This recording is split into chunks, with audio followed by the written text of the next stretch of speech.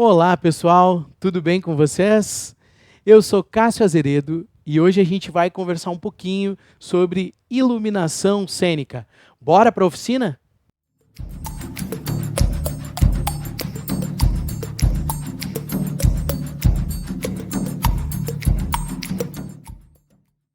Olá, você que está chegando aí, estamos iniciando o módulo 2 da oficina de iluminação cênica. Se você não viu o primeiro vídeo, eu sugiro que você pare agora de nos assistir e volte a assistir o primeiro vídeo que dá a introdução toda sobre os assuntos que a gente vai seguir desenvolvendo aqui nesse vídeo agora. Dividimos em dois para não ficar tão pesado, para ficar mais fácil de você assistir e para ser mais fácil também de achar os assuntos que lhe interessam nesse momento, né?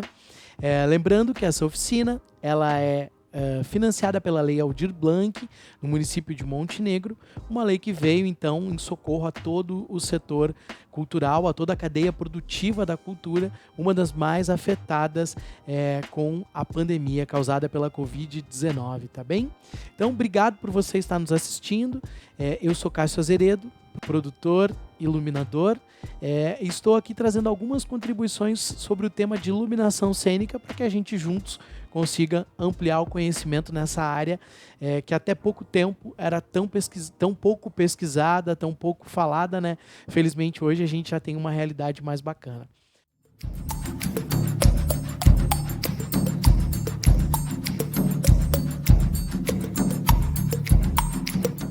Seguindo então, a gente entra nesse capítulo que é a concepção de um plano de luz.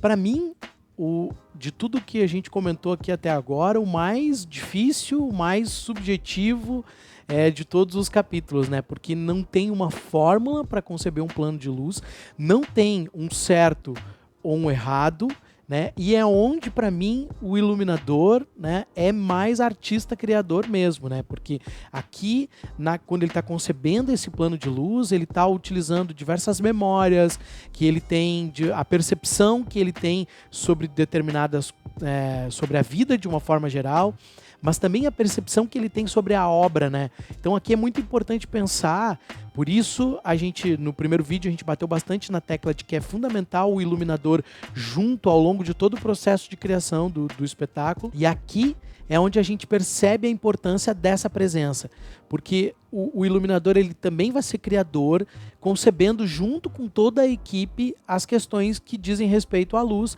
que podem auxiliar os demais signos, contrapor os demais signos, criar tensões, né, sublinhar momentos, enfim, vai muito da percepção dele. Eu acho que ajuda muito ter algum conhecimento técnico, é fundamental para conceber um plano de luz, porque daqui a pouco tu já vai criando coisas que tu sabe que vão funcionar melhor ou não.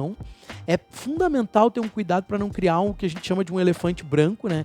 Criar uma iluminação tão rebuscada, tão elaborada, tão milimétrica, que dificilmente vai ser possível dela ser operada, porque talvez não se tenha os equipamentos, né? Então é importante que né, na concepção do plano de luz já se pense quais os equipamentos vão se utilizar na própria criação, né? Mas sobretudo então é onde o iluminador faz essa ponte entre o seu conhecimento técnico e o seu conhecimento artístico, né? As suas percepções sobre o mundo e sobre a obra, né? A gente tem assim algumas pistas para nos ajudar. Que tipo de luz que é? Uma luz mais realista? É uma luz mais onírica, que puxa para um universo mais, né, de sonho, de fantasioso? A partir do que a concepção da obra e do texto, né, a concepção dessa encenação, o que ela te propõe para que tu crie a luz. Então é fundamental que o iluminador se faça essa pergunta, ainda que ele não tenha essa resposta, mas que ele faça essa pergunta.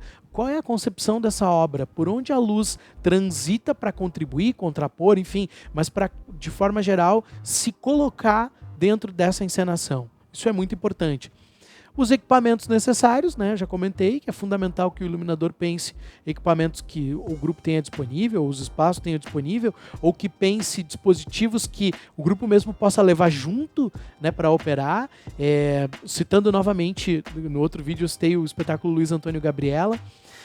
Havia uns dispositivos de iluminação com LED em que os atores colocavam panos amarelos, panos vermelhos na frente desses dispositivos e tinham todo um resultado para a cena, né? Então Então, ou seja, era uma concepção de luz que, independente de onde o espetáculo fosse apresentado, os dispositivos emissores e a forma de operação seria a mesma, né? Então, acho que é uma solução bem interessante e eu, particularmente, gosto muito quando consigo criar uma iluminação que o próprio grupo dispõe e que ele leve junto, né, para que o resultado seja não exatamente o mesmo, né, porque cada lugar é diferente, mas para que ele seja para que tenha as mesmas soluções, digamos assim, sejam vistas pela maior quantidade de público possível, né? É fundamental que o iluminador pense aqui entre o contraste entre luz e sombra, seja entre os corpos dos atores, dos performances, sobre o figurino, sobre os adereços e sobre a cenografia.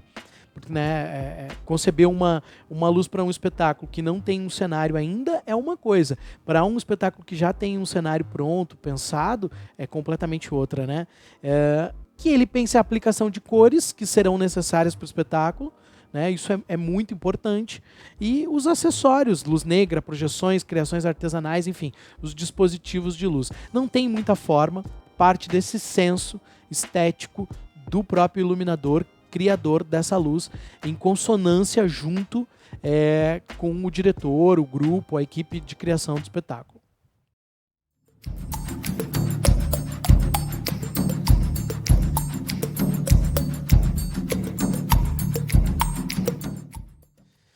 Bom, uma vez criada a concepção desse plano de luz, a gente vai, né, para a criação de um rider de luz ou de um storyboard de luz, como queiram.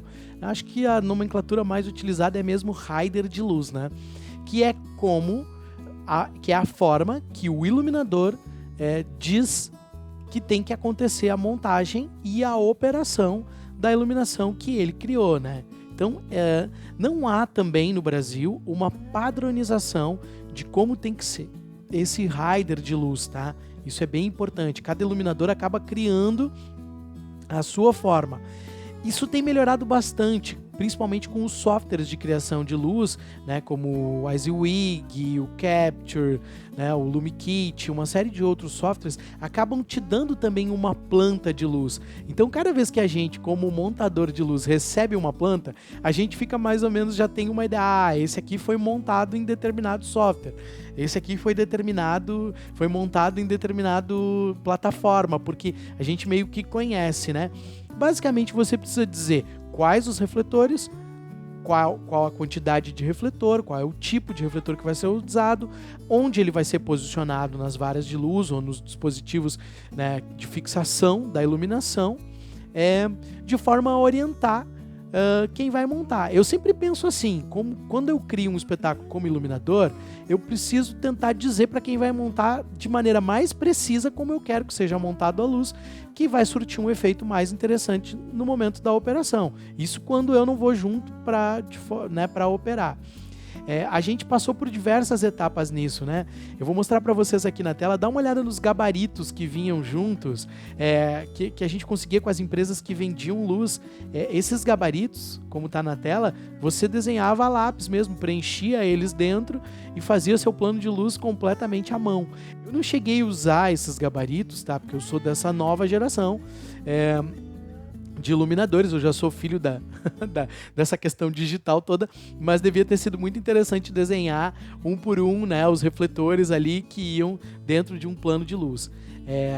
Seguimos, a gente tem aí na tela também, acho que um dos primeiros softwares brasileiros, que foi o LabLux 1.0, produzido, né, pelo pessoal da Unicamp, se não me falha a memória, que foi o primeiro programa pensado para montagem e elaboração de um rider de luz, né, que daí já tinha os equipamentos dentro, tu já conseguia organizar nas varas, que é bem interessante, acho que tem uma contribuição bem bacana, o LabLux. Não vejo ele sendo muito mais utilizado, mas de qualquer maneira foi o primeiro que eu tive contato, né. Eu mesmo criei, vou mostrar para vocês aqui na tela, uma uma montagem dentro do software que é o Word, que todo mundo tem, que é bem simples, me permite salvar em PDF, por exemplo. Quando eu tenho pressa, preciso montar rápido, normalmente eu uso já o meu modelo padrão que tenho dentro do Word, né, redistribuindo os refletores de forma rápida, não me dá muito trabalho, mas eu também utilizo o próprio WYSIWYG, né, quando eu quero uma montagem mais elaborada, ou preciso gerar um rider, né. Hoje em dia a gente já tem riders em 3D que podem ser gerados, tu já consegue mandar um projeto de montagem de luz, né, para os montadores quando, né, você precisa. Então o próprio Capture é um software que eu sei que tem uma boa organização disso, você consegue mandar um arquivo executável, inclusive, para quem vai montar lá, abre uma espécie de vídeo, né, que você consegue tirar todas as dúvidas sobre a montagem daquela iluminação.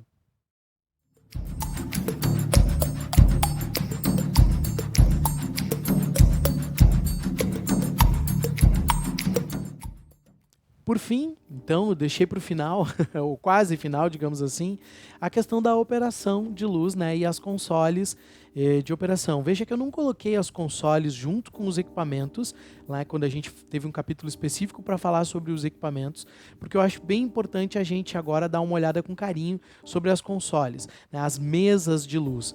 Era muito comum que a gente, quando montava uma iluminação, ficava restrito a operar na mesa que o teatro dispunha, né? Então a gente passou por uma série de mesas, né, as brasileiras da Star, né, as ETCs, que são mesas de uma qualidade muito bacana, até hoje muito boas. Aliás, a ETC é uma marca, não estou sendo patrocinado pela ETC aqui, fica mesmo pelo mérito, tá? A ETC tem uma qualidade muito legal nos equipamentos e nas mesas. A gente teve a clássica Avolite, que ainda é uma das mais utilizadas em teatros e em locadoras, né? A Avolite para teatro funciona muito bem, né? Estamos vivendo agora o advento das MA, né? Que é uma marca que a gente, basicamente, é uma mesa que atende shows, atende espetáculos de teatro, e é o que se tem muito utilizado hoje, são as consoles da MA. Mas eu deixei por fim para falar um pouquinho dos softwares de operações de iluminação, ou seja, hoje você não precisa mais ter uma mesa física, que nada mais é do que um computador voltado para a operação de luz, né? Você pode ter hoje o próprio software, né, dentro do seu computador, que permite que você opere luz. E aí nós temos, já está bem, digamos assim, não bem popularizado nos teatros, mas já existe bastante softwares. A própria MA tem um software legal que é o Dot 2 On PC, que você pode criar e operar com ele. Mas eu estou tentando me lembrar de outros aqui, e são tantos que a gente não consegue recordar de todos os nomes deles. Mas eu vou falar para vocês especificamente de um software que tem sido bem divulgado e bastante utilizado agora, que é o software da LumiKit, que é uma empresa brasileira de Pomerode, Santa Catarina, que tem, né, dado um respaldo muito legal para nós iluminadores, né? Inclusive tem vídeos bem bacanas sobre o uso da LumiKit no teatro, né, feito pelo meu amigo Casimiro, aqui de Porto Alegre, Casimiro Azevedo, que tem um trabalho bem bacana com o uso do LumiKit no teatro. E para mim, a grande sacada do LumiKit e desses softwares é o fato de eu poder simular em 3D a iluminação, né? Lá no início do primeiro vídeo a gente dizia que a luz era um signo que não podia, que era sempre a gente fazia em cima da hora, do jeito que dava, com os equipamentos que tinham. Esses softwares de operação possibilitaram que a gente possa mapear um espetáculo, que a gente possa gravar cenas, simular em 3D sem sair de casa. Ou seja, me deu uma possibilidade de experimentação, ainda que no 3D, de como vai ficar a minha luz, de como vai incidir, né? Então, o LumiKit ele tem um próprio visualizador, você pode estar dando uma olhada nas imagens na tela aí agora, né, de algumas produções, né? Claro, o software da LumiKit é um visualizador 3D bem simples, mas para a operação de luz eu acho ele bem eficiente, permitindo gravar cenas, gravar chases, né, criar listas de cenas, né, os espetáculos em timecode, uma série de funcionalidades, né, que basicamente, assim, eu não vou ficar me estendendo muito sobre o software, porque tem bastante vídeo, bastante material sobre ele na internet. A própria LumiKit tem lá a sua biblioteca, ensinando a utilizar o software do início ao fim. Resumo dizendo que, para mim, as grandes questões são o visualizador 3D, em que eu posso trabalhar, experimentar, ver como é que isso resultaria na cena. E o fato de poder sair de casa com a minha luz quase toda gravada, ou a boa parte dela gravada, de forma que eu chegue no lugar e tenha que fazer alguns ajustes, né, de acordo com a montagem do lugar. Mas eu consigo simular, gravar, experimentar, e quando eu chegar para assistir um ensaio do grupo, eu já tenho alguma coisa para trocar, ou mesmo assistir o ensaio do pessoal, voltar para casa, criar no LumiKit, né? Então me dá uma possibilidade bem interessante, me tirou um pouco aquela cara da luz do jeito que dava, sem muita experimentação, né?